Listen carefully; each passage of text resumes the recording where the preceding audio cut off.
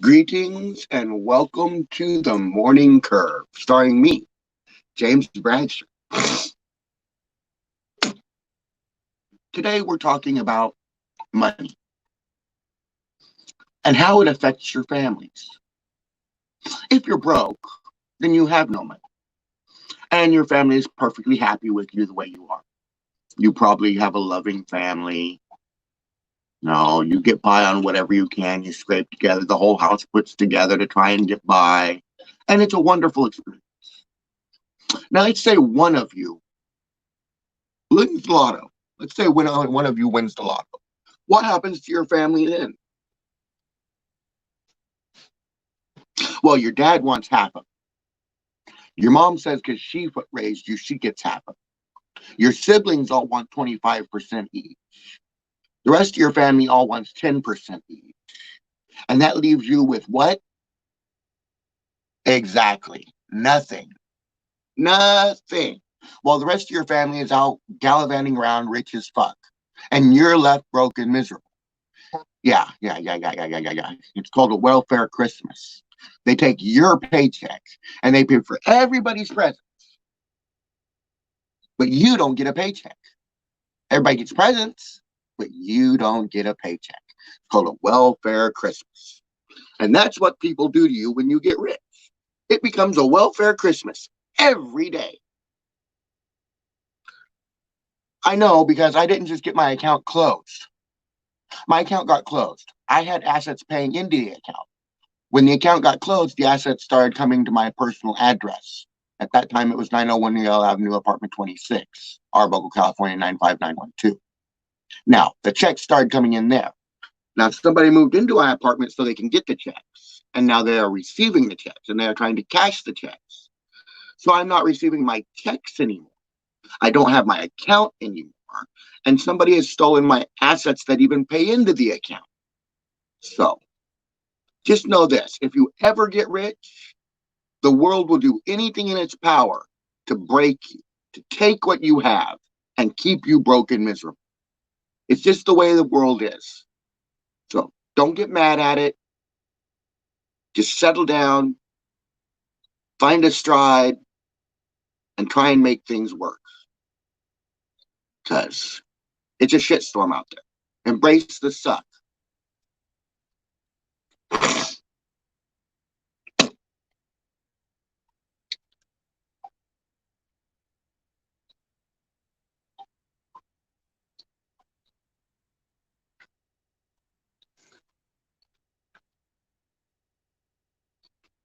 What do we do about people like this?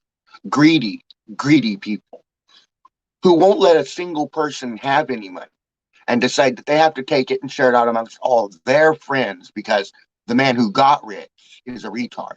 And retards don't need money, do they? No, retards don't need money. What would a retard use the money on? What would a retard use money on? What's he gonna buy? Magic the Gathering cards? Like a retard can play Magic the Gathering. He ain't got the intelligence. Come on. What the fuck's he gonna do? A video game? We can buy him a video game every now and then. That's what they say anyway. So what's the retard need money for? Shit. We're the regular family. We need the money. Even some of them aren't even family. At least, at least the family that's doing this isn't really family. No, I just call them family. The family that's doing this to me isn't my family. It's just I call them family. I've adopted them over the years. So this family is stealing from me.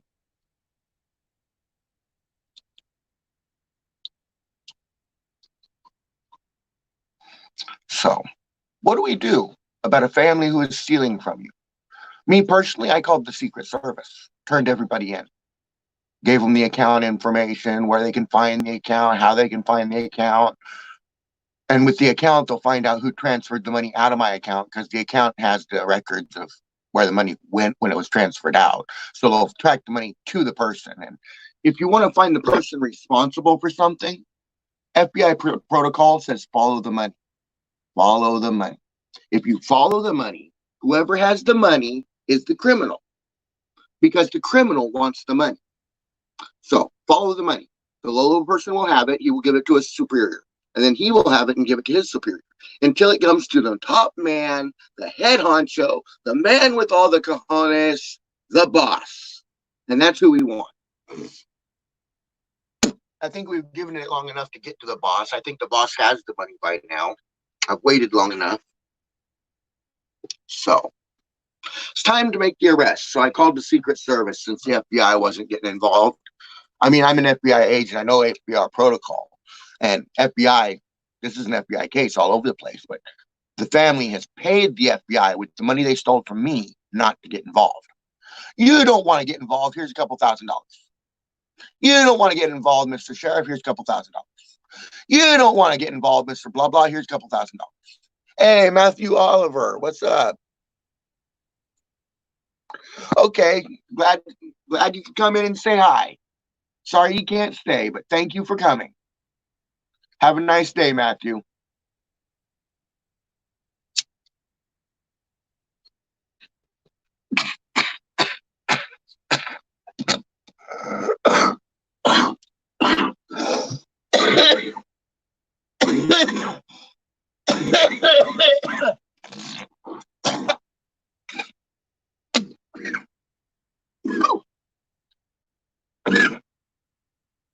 Oh, yeah. Family is stealing from you. I turned them all in. Names, addresses, all that good stuff.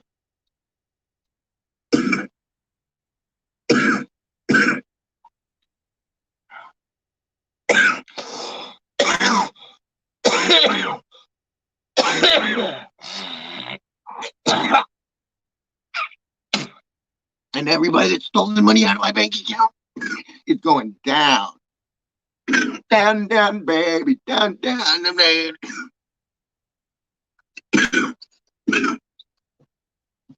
And now comes for the part of the show that everybody loves. Time to smoke a cigarette with the king. Oh, hey, James Marjorie. What's up, James? Long time no see. You seem to be in all my shows. You come on every time. Nice to see you. Good to see a regular. You're turning into a regular. You seem to be here on every show so far for a while.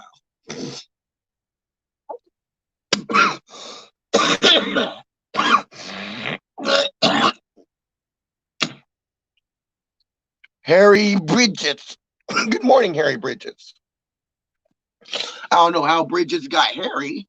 Too many people shaving while they go across the road? I don't know. But anyway, a Harry Bridge. Interesting. Very interesting. Can we shave the bridge? Perhaps make it better to look at.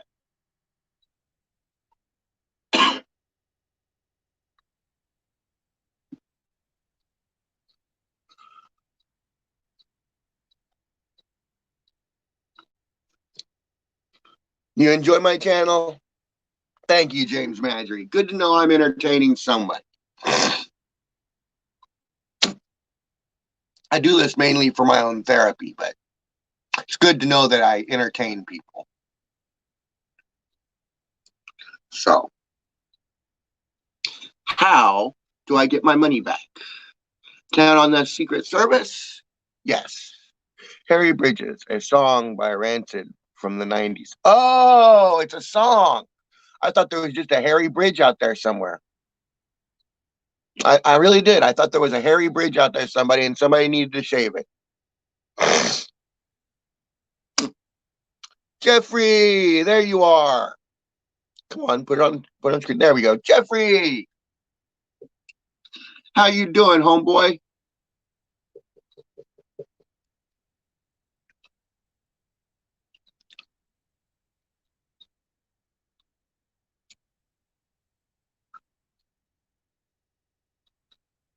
So, I have an investigation over the people that stole my account. The people that stole my business account are getting arrested. They're getting arrested because they are not going to pay the Secret Service because the account is frozen. James Mary, how are things going? Things are going good, James Marjorie. Jeffrey Puello, Perullo.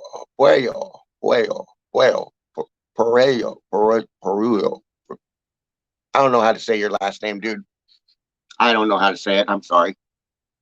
I understand it's a Prince Spanish name and the L makes an AS sound. I understand that, but I just can't get it to say, sound right out of my mouth. I'm sorry. I'll just call you Jeffrey.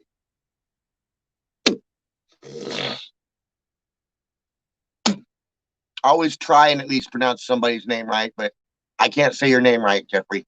I'm dreadfully sorry.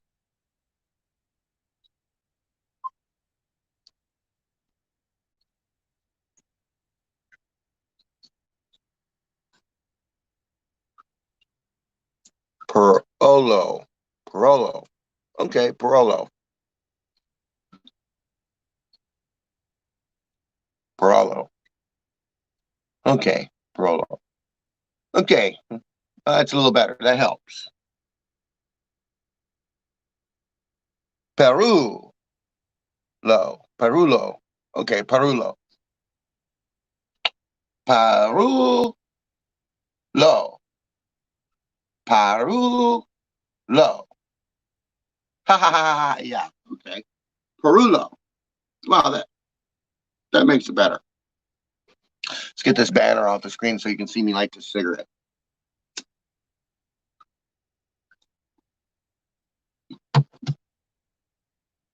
Today's episode brought to you by Pepsi Cola Pepsi products, sold in stores near you. Oh, it's Italian. Okay, well, Italian is still Latin, so that's one of the Latin languages. I knew it had a Latin tint to it. I knew it had something to do with the Spanish area.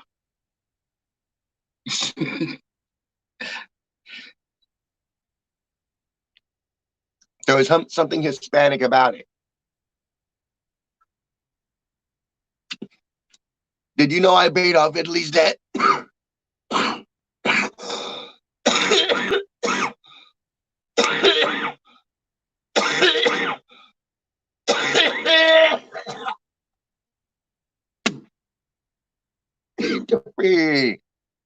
What is that, a finger? You give me the finger.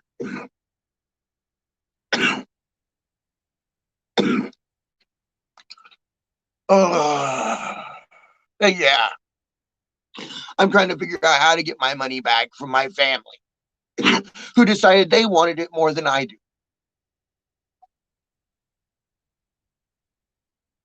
All of the older members of my family decided that my adopted family, they decided that they want the money more than I do. They need the money more than I do. Well, that's strange since at the time the CIA helped me build the company, which means it's a CIA corporation. It's a dummy corporation. That's why it doesn't do anything. We don't sell anything. You can't get an application to hire onto the company because it's just a business license with a large bank account owned by the CIA.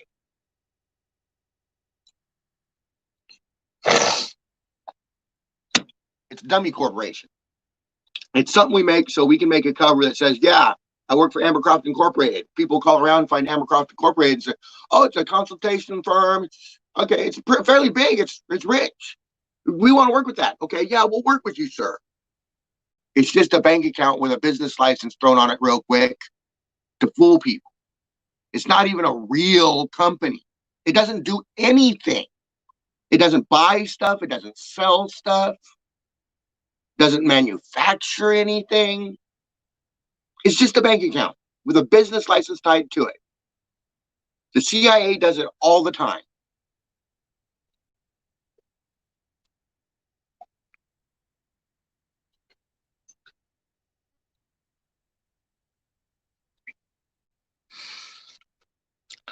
So, since the CIA didn't want to investigate because they were paying bribes to the CIA and saying that this guy that's saying he's a CIA operative with me,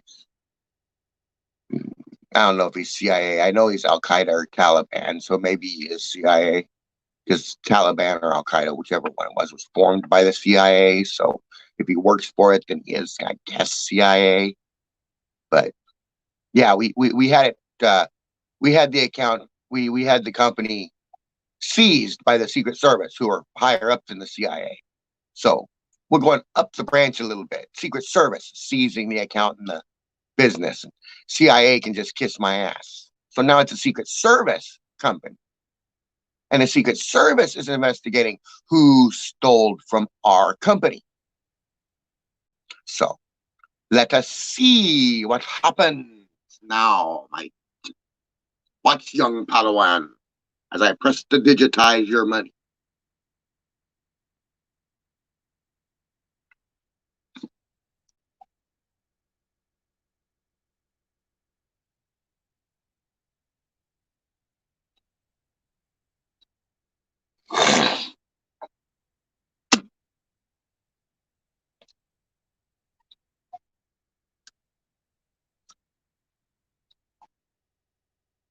So, how's everybody's day been?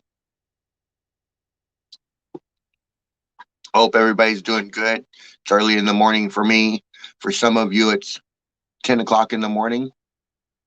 Ooh, that's going to be me pretty soon. I'm going to be moving to Langley, Virginia.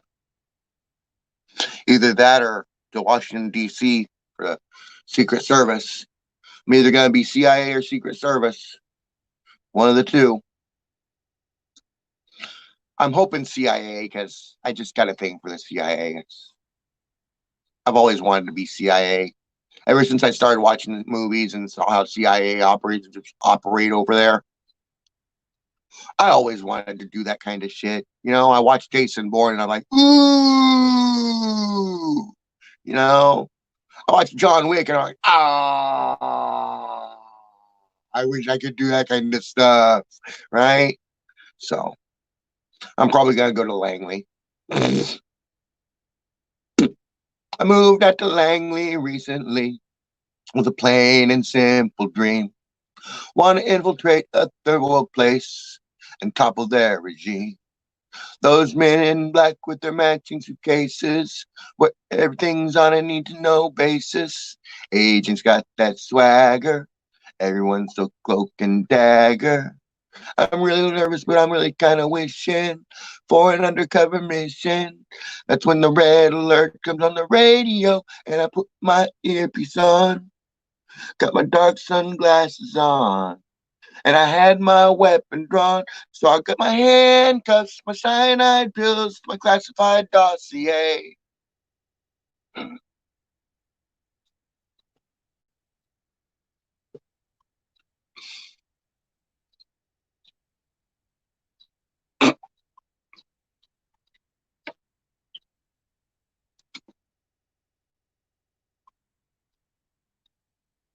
I've done a couple of crazy things, which has almost gotten me dismissed.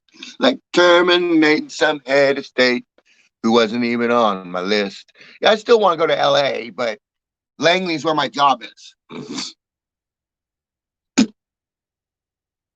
I still got to finish up my duties here in California, which means I'll be going to LA. But after I'm done with California, I'm moving to Langley, I think.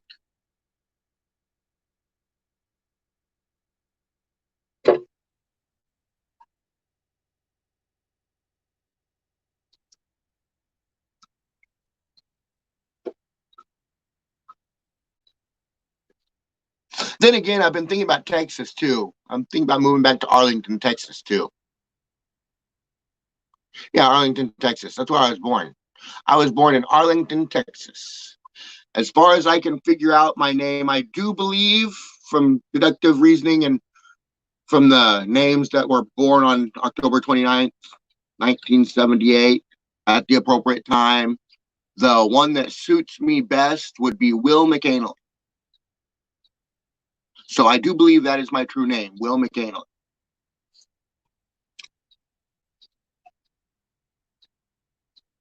So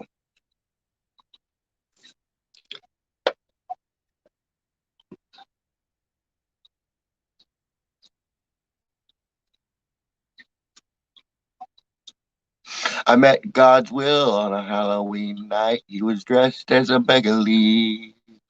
He hid the braces on his legs at first. His smile was as bright as the August sun when he smiled at me. And as he trudged down the driveway, it almost made me hurt. Will don't walk too good. Will don't talk too good. He don't do the things that the other kids do in our neighborhood.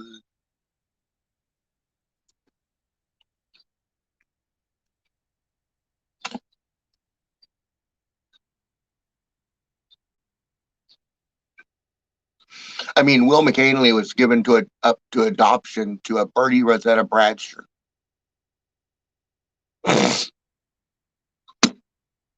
So he was adopted too. Yeah. But yeah, my mom died and I was put up to adoption to a Bertie Rosetta Bradsher.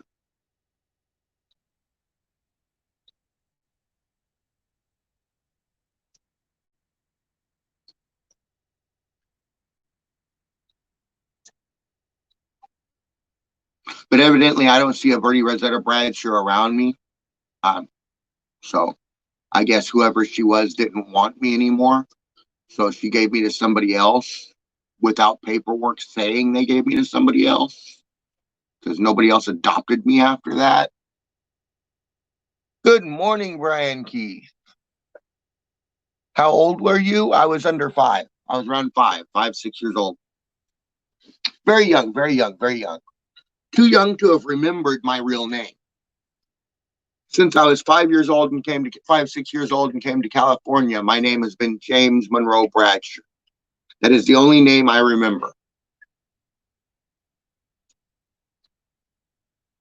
But records state that I was born in Arlington, Texas. So I went to Arlington, Texas. Well, I sent people to Arlington, Texas to look up the records. And we found, of all the possibilities, the one that fit my circumstances most was a boy named Will McAnally. In America, you call that Will McAnally.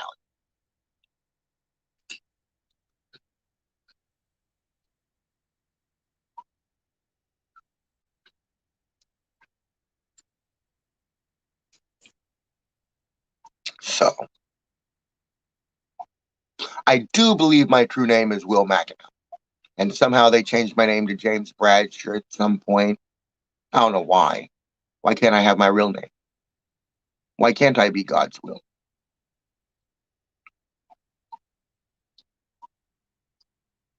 When I was in Arlington, Texas, I remember as a young boy, I had a very beautiful little girl who was my friend. She was, I do believe, a year or two older than me, a little bit older than me. But we used to play all the time. We used to play doctor. And I always had an injection for her. Yeah. This injection had to be administered rectally.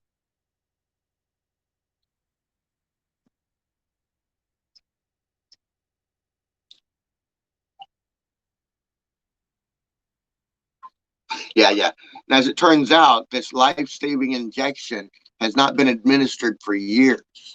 So if I could find my young patient, I would ask that she come and start receiving her injections again.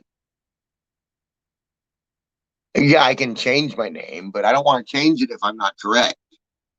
If I'm not correct, I don't want to steal somebody else's name. It's just the boy that fits my description best at that age was named Will McAnally or Will McAnally.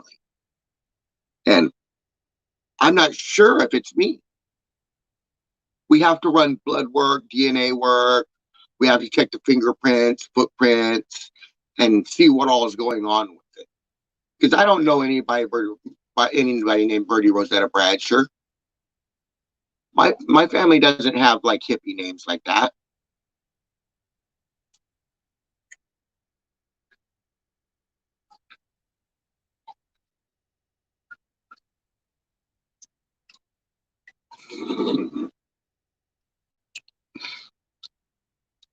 Anyways,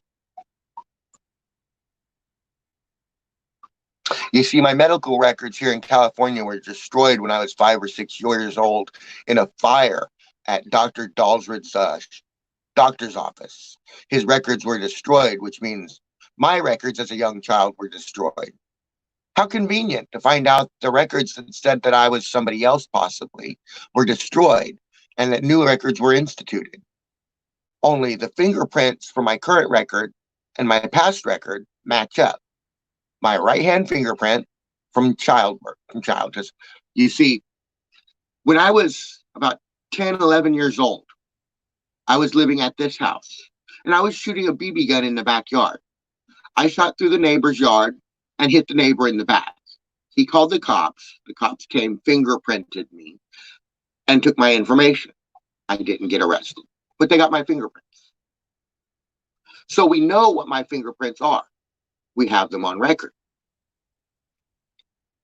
So when the sheriff's station brought me in and changed my left-hand fingerprints, we can see from the past fingerprints and from my right-hand fingerprint that I am the same man that was that little boy.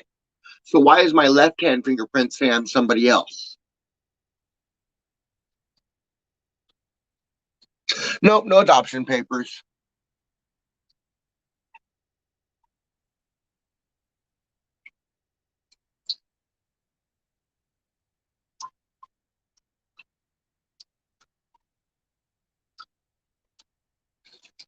So, just out of curiosity, how do they expect to get this done? How do the criminals expect to do this when I have so much evidence against them? You see, the criminals are trying to change my identity. That's all well and good. Try and change my identity. But know that I have medical records from Washington State, Texas, Arizona, and California, which all state that I am James Monroe Bradsher. I have fingerprints from various states, which state I am James Monroe Bradsher. I have educational information, such as scholastic studies and school pictures from kindergarten through 12th grade that state that I am James Monroe Bradsher. I have senior yearbooks, which state that I am James Monroe Bradsher. I have Colusa County mental therapy paperwork, which states I am James Monroe Bradsher. I have a California identification card, which states I am James Monroe Bradsher.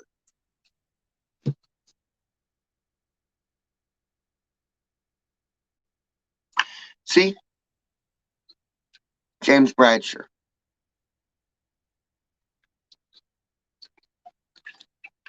And on that California identification card is my right hand thumbprint. So I'm sorry, you cannot change my identity. You are all inept, stupid, ignorant criminals and will all be arrested by the Secret Service. Thank you. Now, please continue trying to steal from me because it is very lucrative. For every dollar you steal from my account or transfer out of my account or spend out of my account without my permission, we charge you $3. So let's say you make a transfer of $1 million to your account and you say, I'm rich. We immediately take $3 million out of that account. $1 million goes to the United States Treasury to bolster the American Treasury. $2 million go back into my account to make it look fat and juicy for stealing from.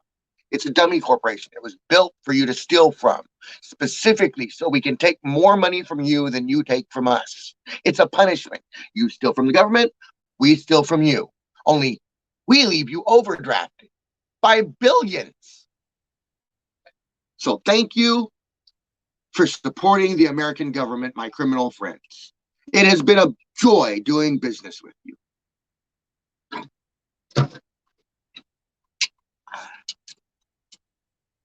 I ain't got a lawyer yet. Lawsuits ain't moving yet.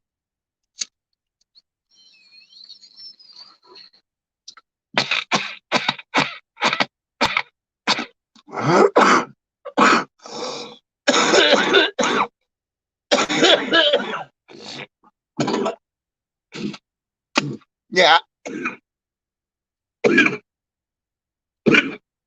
It is genius, right? I came up with the idea myself.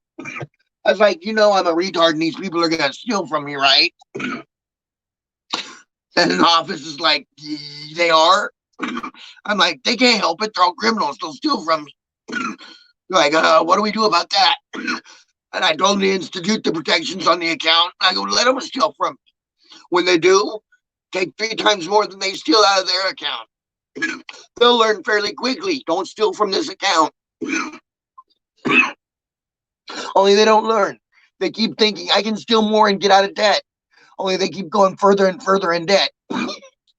So it's really funny. It's really hilarious watching them try and dig themselves out with criminal activity. If only they would get a job and make some money of their own.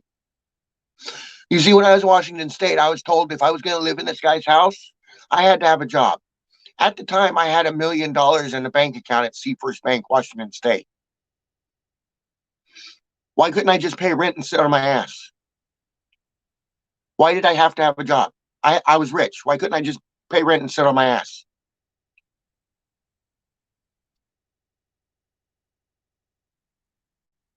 Rich people don't have to work. We have money. That's why we don't work. We pay other people to do our work for us, like I did at work. I got a job because the man I was living with said, if you're going to live in my house, you have to have a job. So I got a job where my job could be taken care of by other people. I became a night watchman. I had to take care of the property, make sure nobody got hurt, and I had to do the dishes, the laundry, and the floors.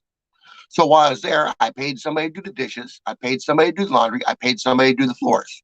Now I'm just a security guard.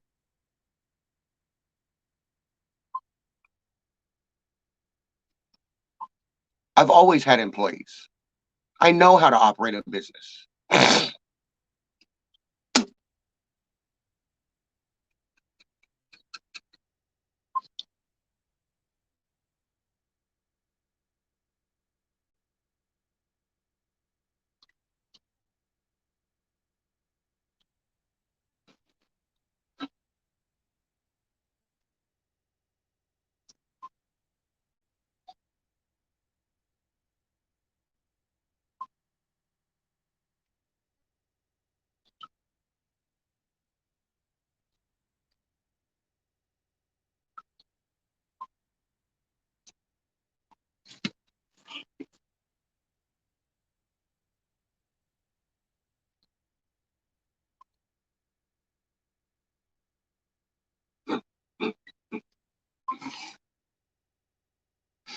Sweet as cherry pie.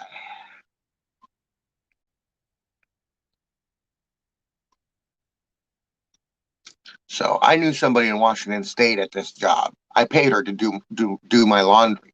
I paid her to do the laundry. She's a fairly influential person, fairly famous. I don't want to blast her name everywhere, but her first name is Evelyn. So Evelyn, if you are watching, thank you for being my friend. Thank you for being my employee. You made my job a lot easier. And I do hope they are treating you kindly where you're at. If not, I'll get a hold of your family and see what can happen. You know, mistreatment isn't right. I made sure you were always treated right. And I'd like that to continue. So, Evelyn, just know I'm still your friend. What's the next business I'm going to buy, own? What was that? What was I just started another company? Um, actually, the next company I'm going to run is James's Juggalo Service. Yeah, James's Juggalo Service. We hire out juggalos and juggalettes for events. We are condom sales representatives.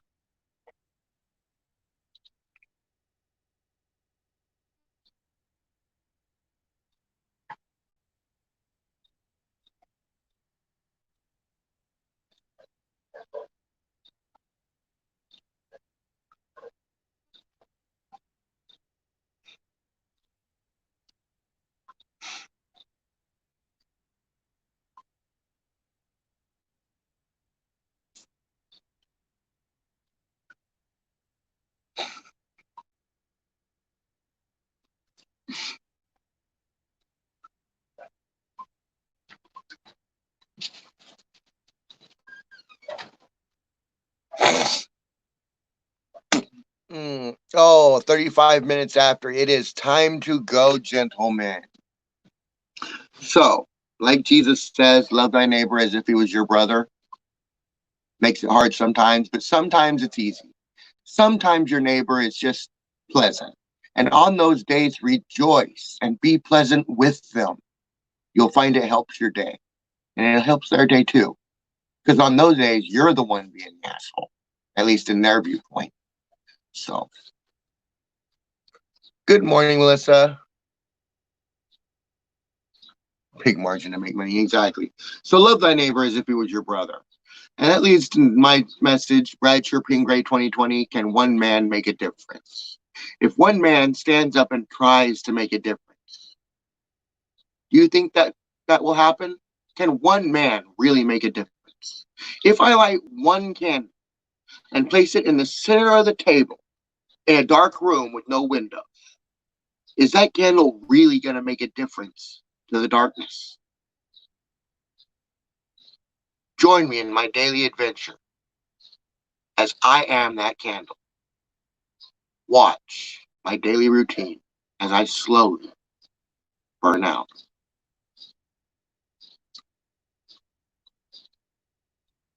So good day to you, and catch me tomorrow tonight on the evening curve.